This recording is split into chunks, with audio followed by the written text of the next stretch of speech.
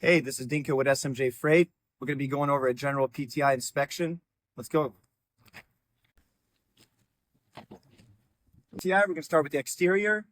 We need to make sure that all our lights are operational, they're not cracked, they're not damaged, and they are all in the right place. We need to look out for our headlights, make sure that they're all functioning. Headlights must not be cracked. Mirrors must be in place. If there are no mirrors, then that is fine. It's not necessarily life or death if we don't have them. However, if they are present, they must be not cracked, must be in place, well adjusted, without any movement at all. So we're going to look at the bumper now. On our bumper, there should be no cracks. Nothing should be hanging loose. Everything should be fit in properly. Amber lights must be present, as well as them not being cracked, fully operational. Windshield must have no cracks, especially in the driver's field of view. Windshield wipers must be present, must not be broken, must be fitted properly. Slide over to the side view mirrors. Our side view mirrors must have no cracks. They have to be well mounted with no damage present. The next thing we're going to look at is make sure we have no leaks under the engine. Make sure there's nothing hanging loose. So as we look over here, you reach down, you can see that there's nothing underneath the truck that would indicate any kind of oil spillage or coolant. So we're good here. Our next step would be to open up the hood, check the engine, make sure everything is in place and nothing is broken or cracked. So let's do that right now. Start with the engine. We first have to make sure that we have all the components present and not missing. Let's start with the engine oil first. We need to make sure that there's sufficient oil in the engine. We have to also make sure that there's enough transmission fluid. And of course, we have to make sure that there are no wires hanging loose. We need to make sure that all the fluids are present. For the engine oil, we'll remove this and then we'll wipe it down, place it back in, remove the dipstick to indicate where the oil level is. It should be between full and low. No more than full, no less than low. Next, we're going to look at our steering system. Steering column shaft must be well mounted. There should be no cracks in the metal. There should be no rust in the metal. Everything should be connected properly. Side and check for the coolant. Coolant level must be sufficient.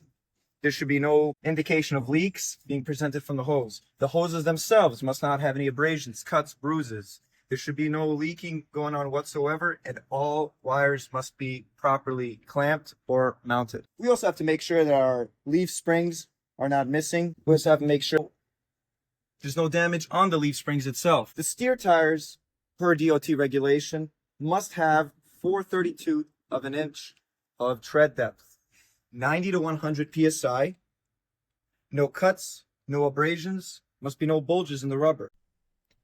Our rims must not be bent. There should be no indication of rust. Our lug nuts must not have any rust streaks to indicate any looseness, and the hubcap seal should not be leaking. No metal should be bent. No rust should be present. Coming over here on the fifth wheel, we want to make sure that all tires, just like in the front, are not cut. There's no bruises, no abrasions on the rubber. The tread depth for rear axle tires is 2/32 of an inch. And as well, no rust streaks on our lug nuts, nor must there be any leaks. No bent metal, no damage. The air bellows on the fifth wheel are made of rubber. They should not be cut, not be torn, no abrasions. Our connections should be sufficiently mounted. There should be no play and no cuts on the wires. Wires should be properly connected, none hanging loose. Catwalk must be free of any debris. There must be nothing laying around unless you have a spare tire, in which spare tires should be properly fastened either by bungee or straps. Temperature should not exceed 190 degrees. Our oil PSI should be around 50 range. PSI should be within 100 to 120. 120, the governor will kick in, and at 150 to lower it. If air pressure lowers to 65, you will have a reduced air pressure. Brakes may lock. We must make sure there are no cracks on the windshield once again. From inside, you get a better perspective than outside. Look at every corner of the windshield. The air supply should work properly.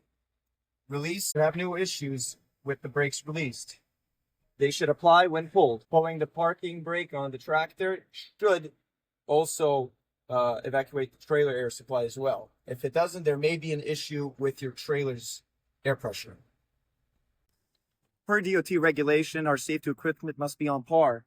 There must be a fire hydrant present, as well as reflective triangles, either held in the truck or in the side cabin. Straps, highly necessary. Ultimately, the truck must be in proper functioning order. No rubber must be cut, no rubber must be bruised, and there should be no abrasions. Metal should not be bent, rusted, no rust streaks on the lug nuts once again. And it should sound and appear working in 100% good order.